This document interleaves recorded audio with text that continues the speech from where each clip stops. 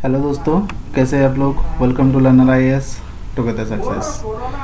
कल हम लोगों ने 12th चैप्टर ख़त्म कर लिया था। आज हम लोग 13th चैप्टर देखेंगे। ठीक है दोस्तों। जैसे कि आप लोगों को पता है एंशिएंट हिस्ट्री चल 11th का। Today we are going to discuss the 13th chapter, state and varna society in the age of Buddha. ठीक है, जब गौतम बुद्ध के समय पे society.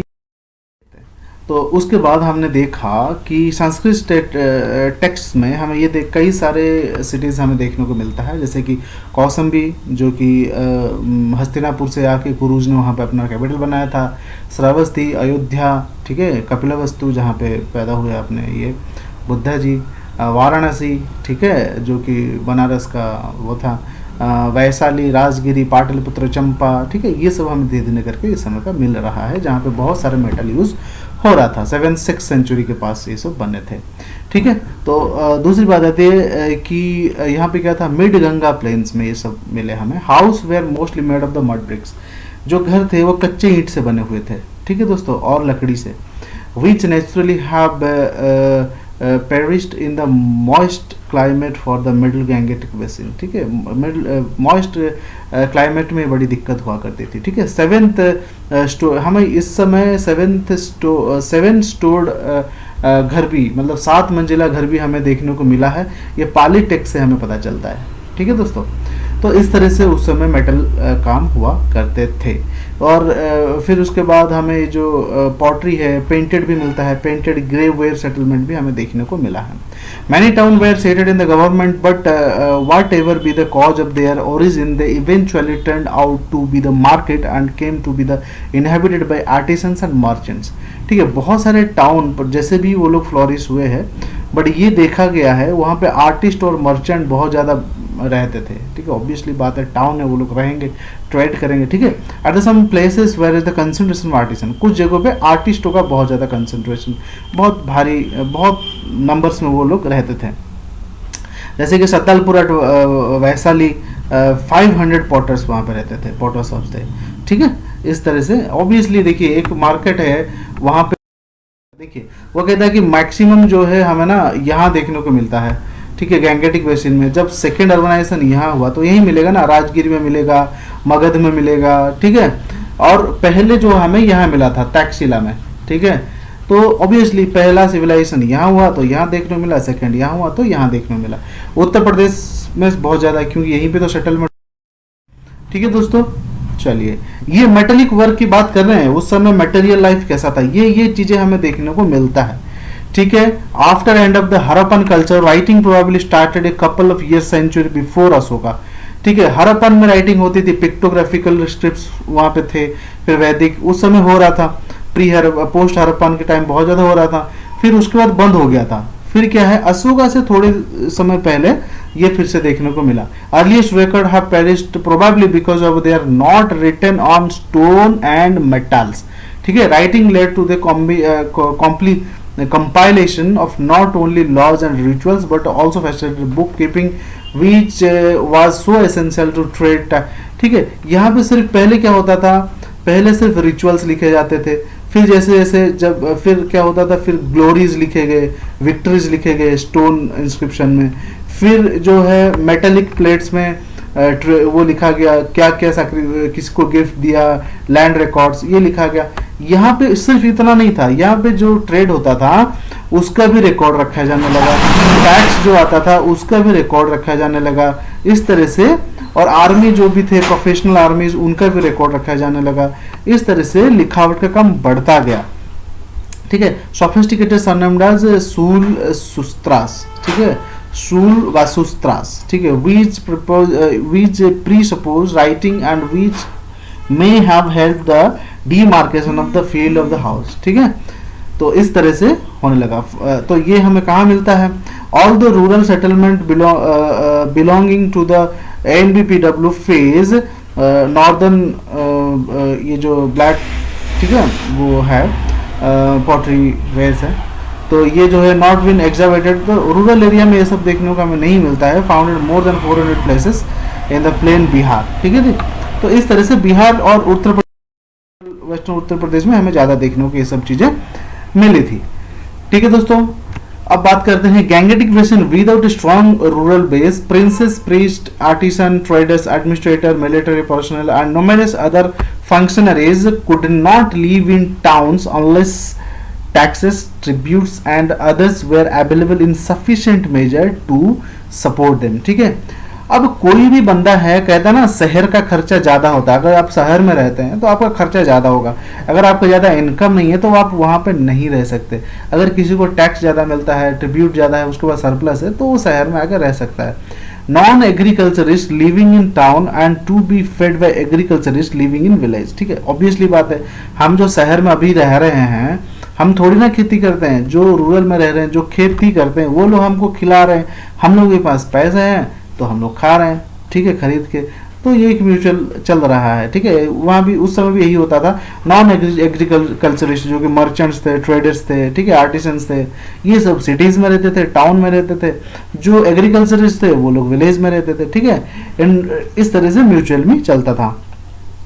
Iron block share from NBPW phase in the Kaushambi, iron tool consist of x, ठीक है, iron tools use किया जाता था बहुत सारी चीज़ों के लिए, एक्स के लिए, एडजेस के लिए, knife, razor, nails, sickles etcetera have been discovered. ये सब हमें मिला है। A good number of them layer about 6th century BC and were probably meant for the use of the peasants who bought them by the paying cash or kind। ठीक है, तो इस तरह से हमें देखा। न्यूमरस विलेजेस भी, गांव भी थे, mentioned in the Pali text. Pali text में हमें जो देखने को मिलता है, and town seems to have been situated amidst of the cluster of village. ठीक है, बहुत सारे गांव हैं, बहुत पाली टेक्स्ट में ये हमें मिलता है, बहुत सारे विलेज है, बहुत सारे टाउन है जो कई सारे गाँव को मिला के बना हुआ है।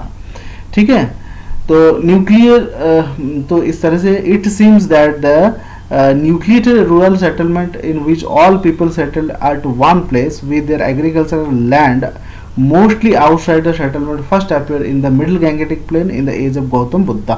The Pali text speaks of 3 types of village. The first category includes the typical village inhabited by the various castes and communities. It is number, ठीक है, पाली टेक्स्ट में हमें 3 तरह के गांव मिलता है। पहला जो पुराने ख्यालत के पूरे उसके कास्ट, कम्युनिटी, इन सब को लेके बसता है।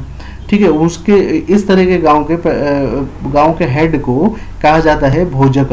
ठीक है, भोजक जिसमें होता है वो पहला टाइप ऑफ गांव है जो कि बुद्धिस्ट टाइम से है। ठीक है, जो हमें पाली टेक्स्ट में देखने को मिलता है। The second type of village क्या कहा जाता है, वो सब अर्बन होता है, ना अर्बन ना ही विलेज। ठीक है, तो which were in the nature of craft villagers. ठीक है, वहाँ पे क्राफ्ट बनाते हैं।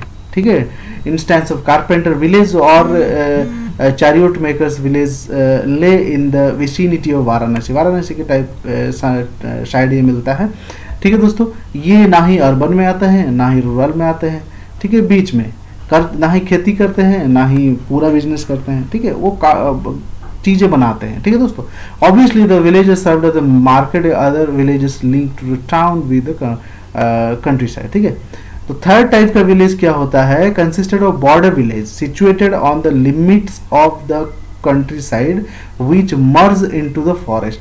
ठीक है, तो ये है ऐसे गांव है, यहाँ तक उनका बॉर्डर है और यहाँ से जंगल शुरू हो जाता है। ठीक है दोस्तों, इस तरह से, तो ये तीसरे टाइप का विलेज है। People living in this village are mainly followers and hunters who most lived on the food gather living. ठीक है, ये पुराने टाइप के एकदम से अर्ली ह्यूमन वाली चीजें हैं। ये गांव यहाँ पे बस तो गए हैं, आज भी हंटिंग और गैदरिंग पे डिपेंडेंट है। ठीक है, okay. Village land way divided into cultivable plot and allotted family wise. ठीक है, अब विलेज में क्या गांव था ना, ये हर फैमिली को अपना अपना एक खेती का जमीन अपना अपना अलॉटेड हुआ था।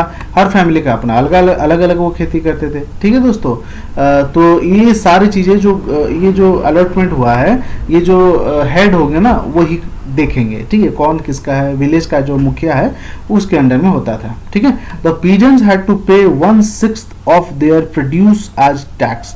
ठीक है, जो एग्रीकल्चर करता है, पीजेंट है, जो लेबर है, वो अपने जमीन में उगाए हुए खेती का 1/6 जो है वो टैक्स में देता था। ठीक है दोस्तों, इस तरह से टैक्स पे करना जरूरी था। किसको, रॉयल फैमिली को। ठीक है, कोई भी रॉयल एजेंट आएगा वो 1/6 आपसे ले जाएगा।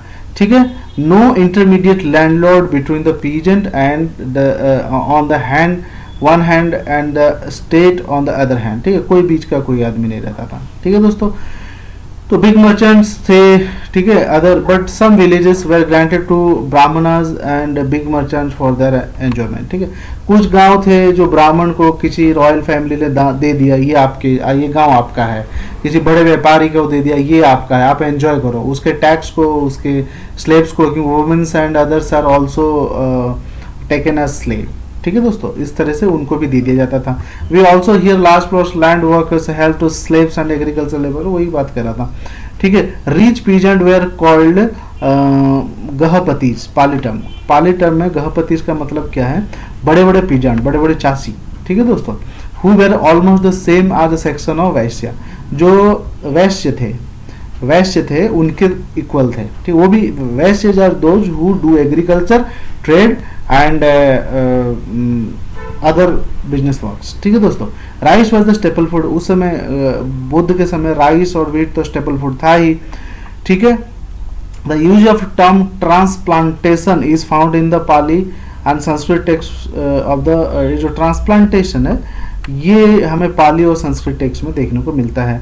It seems large scale paddy transplantation began in the, transplantation मतलब क्या है, जो खेती होता है ना, दो तरह का होता है, एक तो बीज बोध ऐसे बुनाई होती है, एक होता है पुताई, रुआई, ठीक है। अब छोटे छोटे प्लांट्स हो गए, आप उसको उखाड़ लो, लेके दूसरी जमीन में प्लांट करो, वो ट्रांसप्लांटेशन है, ठीक है, पुताई वाली।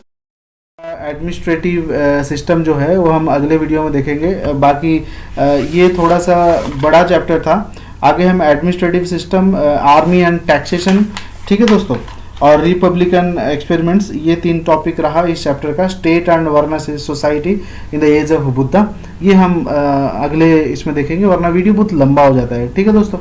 चलिए आप लोग इसको पढ़िए एक बार, और पढ़ने के बाद आपको बहुत अच्छे से समझ में आ जाएगा। चलिए फिर मिलते हैं थोड़ी देर बाद, थैंक यू वेरी मच।